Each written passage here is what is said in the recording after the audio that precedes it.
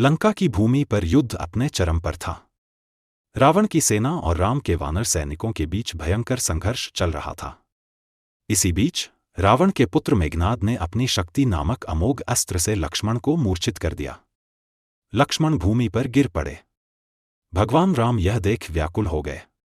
वैद्य सुषेण ने कहा, लक्ष्मण को बचाने के लिए हिमालय के द्रोणगिरि पर्वत से संजीवनी बूटी लानी होगी, और वह भी सूरज उगने से पहले। हनुमान ने राम से कहा, हे प्रभु, मैं अभी संजीवनी बूटी लेकर आता हूं। हनुमान जी ने भगवान राम का नाम लिया और एक विशाल छलांग के साथ आकाश में उड़ गए।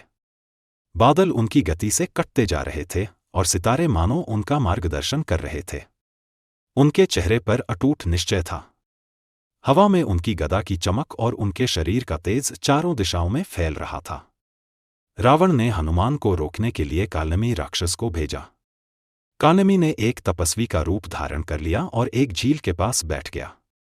जब हनुमान वहां से गुजरे तो कालनेमी ने उन्हें विश्राम करने और जल पीने के लिए बुलाया। हनुमान को उसकी मंशा पर संदेह हुआ। उन्होंने अपने गदा से उसका वध कर दिया और बिना समय गवाए आगे बढ़ गए। हनुमान जी हिमालय के द्रोणगिरि पर्वत पर पहुंचे। वहां चारों ओर चमकती जड़ी बूटियां थीं। उन्हें संजीवनी बूटी पहचानने में कठिनाई हुई। समय कम था और उन्होंने निश्चय किया कि वे पूरा पर्वत ही ले जाएंगे। अपनी अद्भुत शक्ति का प्रदर्शन करते हुए उन्होंने पूरा पर्वत उखाड़ लिया।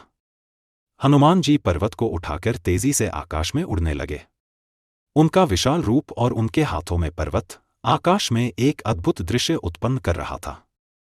सूरज डूबने की ओर था और हनुमान अपनी पूरी गति से राम की ओर लौट रहे थे। रावण ने मार्ग में हनुमान को रोकने के लिए और भी बाधाएं खड़ी की, लेकिन उनका निश्चय अडिग था। उन्होंने हर बाधा को पार करते हुए अपनी यात्रा जारी रखी। वानर सेना में उम्मीद की किरण जाग उठी थी। हनुमान जी समय पर लंका पहुंचे। उन्होंने संजीवनी पर्वत को युद्ध भूमि में उतारा। सुषेण वैद्य ने तुरंत संजीवनी बूटी का उपयोग करके लक्ष्मण का उपचार किया। कुछ ही पलों में लक्ष्मण ने आंखें खोलीं। राम ने खुशी और आभार से हनुमान को गले लगाया। वानर सेना ने हर्षध्वनि की। राम ने हनुमान की ओर देखते हुए कहा, हे पवन पुत्र, तुमने न केवल लक्ष्मण को बल्कि मुझे भी जीवनदान दिया है। तुम्हारी भक्ति और शक्ति का कोई मोल नहीं। हनुमान जी ने विनम्रता से सिर झुकाया और कहा, प्रभु, यह सब आपकी कृपा से संभव हुआ। हनुमान जी की यह गाथा केवल शक्ति और साहस की नहीं, बल्कि सच्ची भक्ति और निष्ठा की है। यह कहानी हमें सिखाती है कि यदि हमारा इरादा पवित्र हो और समर्पण सच्चा हो, तो कोई भी बाधा हमें हमारे लक्ष्य तक पहुंचने से रोक नहीं सकती।